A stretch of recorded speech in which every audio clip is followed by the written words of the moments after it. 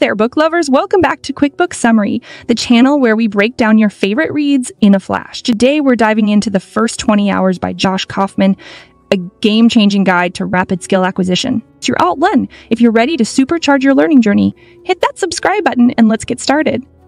Introduction. Have you always wanted to learn something new, but never got around to do it? Do you make promises to yourself that you'll make time for a new hobby or skill? And do you always find yourself not having the time?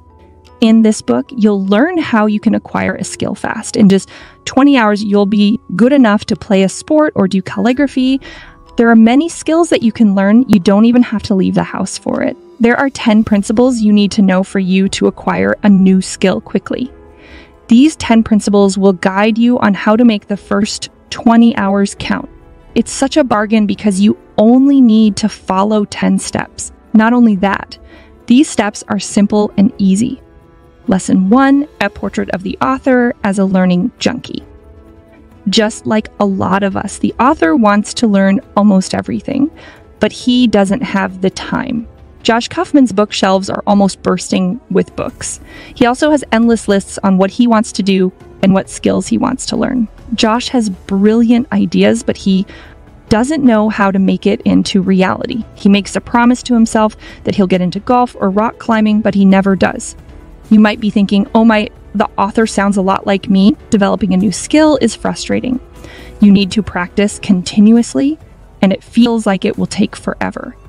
According to research conducted by Dr. Anders Ericsson, if you want to be crazy good at something, you have to put in 10,000 hours on practicing it. To see just how much time that is, that's like working at a full-time job for 5 years. So yes, it does take forever, but there's a good news. Before you back out, think of this first. Dr. Ericsson's study was dealing with expert-level performance. The people he studied are people who practiced every day since they were kids. This is called deliberate practice. In other words, the 10,000-hour rule only applied to people who were the best experts in their field. But what if you just wanted to be decent enough at a particular skill? What if your goal was just to learn golf so that you can enjoy it with your friends? Well, you'll be glad to know that it doesn't require 10,000 hours. If you want to have a new skill, you'll have to start practicing it for 20 hours. 20 sounds a lot easier than 10,000 hours, doesn't it? In this book, skill acquisition isn't about being a pro. It's about learning the skill enough so that you'll be decent at it. Is there a difference between skill acquisition and learning? Josh Kaufman learned about Spanish in high school. Back then, he knew about Spanish verbs, conjugations, and common phrases. But now, he can't even hold a 5-second conversation in Spanish. Meanwhile, his friend named Carlos spoke Spanish. He wanted to learn English, but he never took it. Instead, Carlos tried to have conversations with English-speaking people as much as he can. He can't tell you how he knows English, but he can speak it. Carlos kept on communicating with other people in English. Now, English is second nature to him. Josh learned about Spanish while Carlos acquired the skill of speaking English. Thus, learning won't be enough to acquire a skill. You have to practice hands-on, just like Carlos did. Lesson 2, 10 principles of rapid skill acquisition.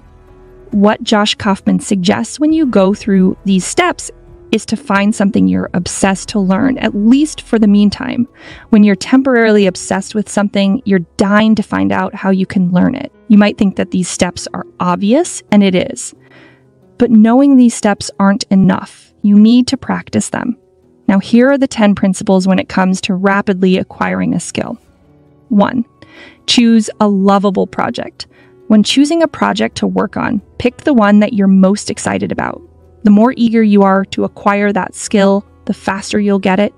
Josh shared that he wanted to write Mandarin Chinese. However, since he doesn't need to learn it at that very moment, he decided to focus his energy and love somewhere else. Now, playing Go was something Josh really loved to learn.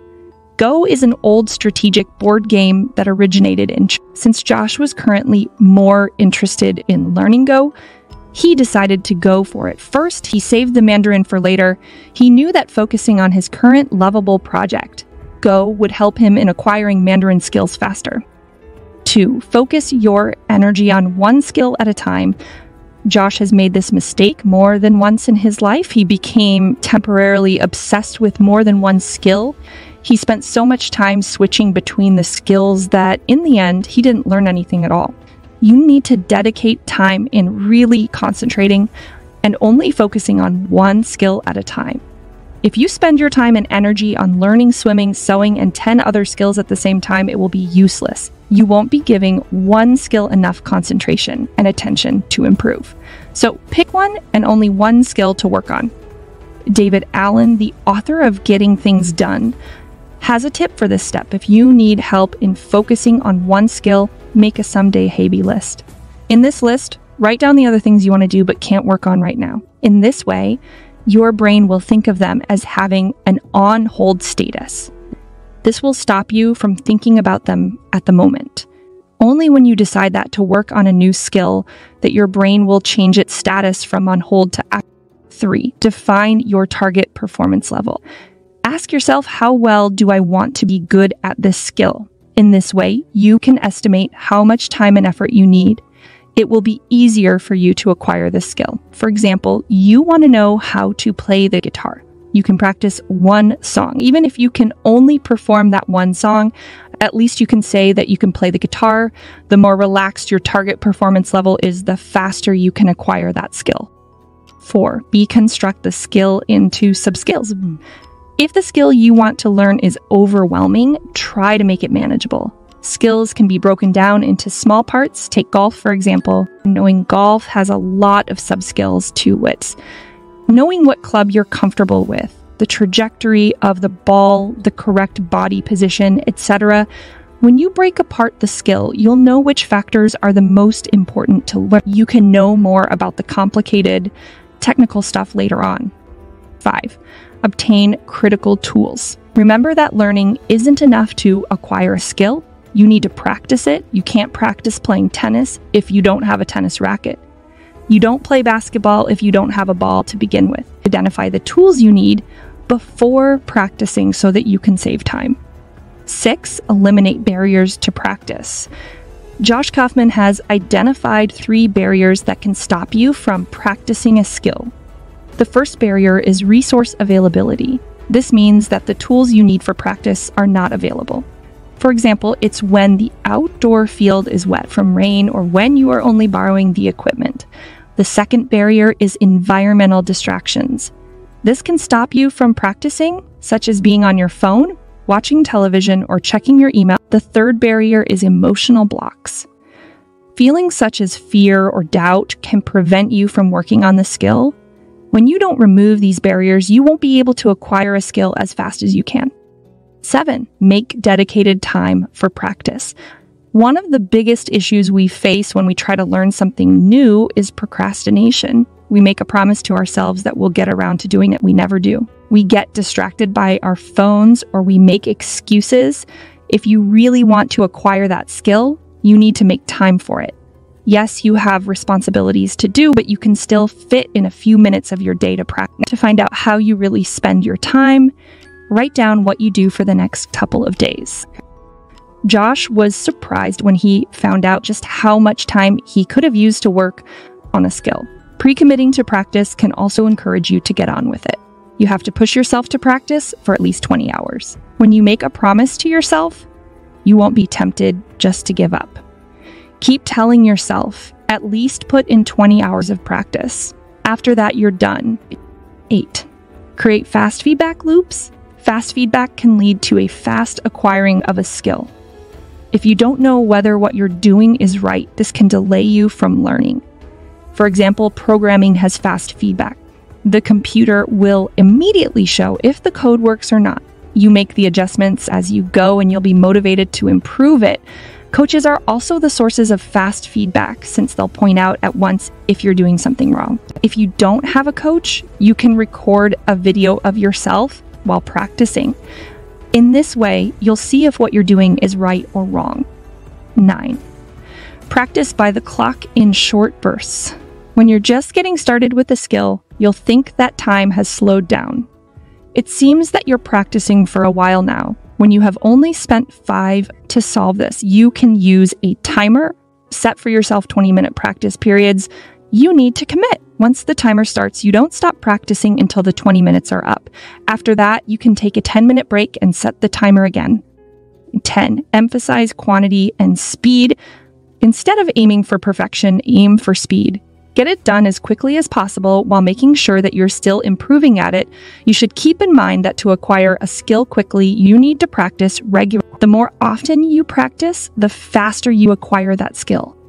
Lesson 3, the principles of effective learning.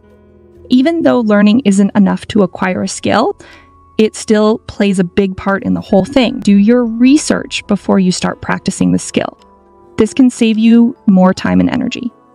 Research also helps you to know which most important sub-skills you should learn first for you to learn effectively about your target skill. Here are the principles you should follow. 1. Research the skill and related topics. Whether you turn to the internet or the bookstore, find at least 3 sources. No, you don't have to read or memorize these 3 books or manuals. The author suggests that you just skim through the sources you chose. Once you go through them, you'll be able to know which ideas are being repeated again and again. Most probably, they are important things to consider when it comes to practicing the skill. Because you did your research, you'll know which factors you need to focus on. 2. Jump in over your head. Another thing that can stop you from practicing a skill is confusion. There will be words and processes you don't know, and that's perfectly okay. Embrace the parts of your research that you don't understand. When you don't know what something means, make sure to research on it the next time. Apply it the next time you practice. For the meantime, work on the parts you do understand. The less confusion you feel, the faster you'll learn. 3. Identify mental models and mental hooks. Mental models are the ideas and techniques that repeatedly appear in your research. Hold on to these models because they will help you learn quicker. Mental models are a way for you to understand the connections between ideas and things. It will also help you in making other people understand a concept that's difficult for them.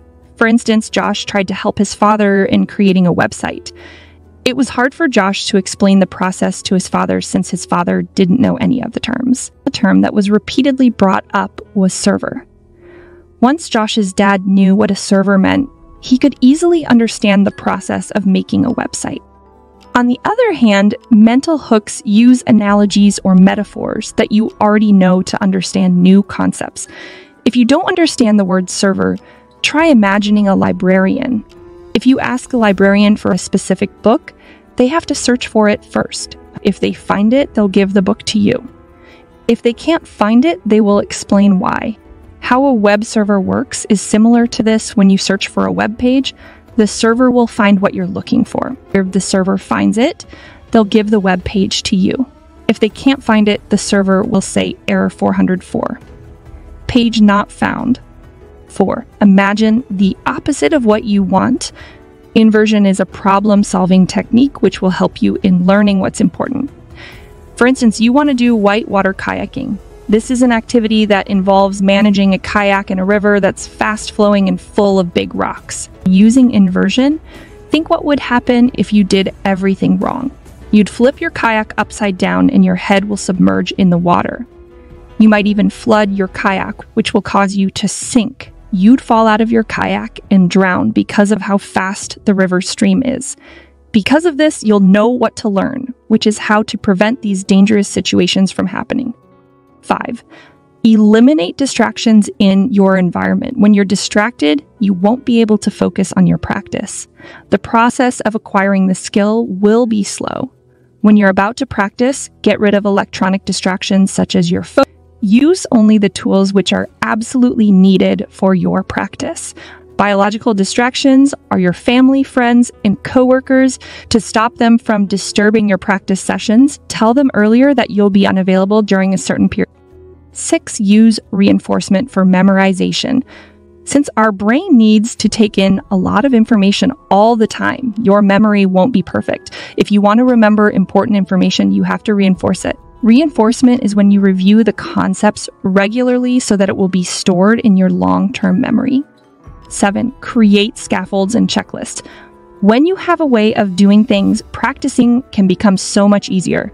Checklists help you in remembering what you need to do when you practice. Scaffolds, on the other hand, are reminders to make sure you approach the skill the same way every time. As an example of a scaffold would be the routine of a basketball player. Before he shoots the ball, he loosens his shoulders and takes a deep breath. 8. Honor your biology. When your body and mind are screaming at you to stop practicing, listen to them. The author of The Power of Full Engagement, Tony Schwartz, talked about learning cycles. According to Tony, our mind and body can fully concentrate for 90 minutes. Once you exceed this, your mind and body will tell you to stop. This is where a timer will come in handy. If you think 90 minutes is too long to practice, you can break it into smaller parts. You can practice for 20 minutes, then take a 10-minute break. After your break, you resume practicing for another 20 minutes. Conclusion: in this book, you learned about acquiring a skill in the first 20 hours. You don't have to put in 10,000 hours because that kind of dedication and effort is for world-class performers. If your goal is to enjoy a new hobby or gain more self-confidence, 20 hours is enough. You learned about the difference between acquiring a skill and learning it. Acquiring a skill through practice is the most effective way to get it. Although learning plays an important part, you won't acquire a skill just by having knowledge only. You need to apply it. For you to know a skill well enough, you need to follow 10 principles. First, choose a project that you're currently obsessed about. Second, focus on that skill and that skill. Third, know what kind of performance level you want to reach. Fourth, break the skill into smaller sub-skills so that you won't get overwhelmed. Fifth, prepare the necessary tools before you practice. Sixth, get rid of the barriers that will disturb you. Seventh, commit at least 20 hours. Eighth, seek immediate feedback. Ninth, break down the 20 hours into 20-minute periods with breaks in between. 10th, aim for speed and quantity. Remember that you want to be good at the skill, not perfect. Information nowadays is just a click away. Take advantage of this by acquiring and learning the skills you always wanted to have. Who knows how many skills you can have if you follow these principles? Maybe you can learn a new language, a new musical instrument, a new sport, or any new hobby. You might be surprised at how much you can do. And that's a wrap on the first 20 hours by Josh Kaufman. If you enjoyed this quick dive into the world of accelerated learning, don't forget to give us a thumbs up, hit subscribe, and ring that notification bell. Stay tuned for more rapid-fire book summaries on Quik Book Summary. Happy reading, and until next time, keep those pages turning.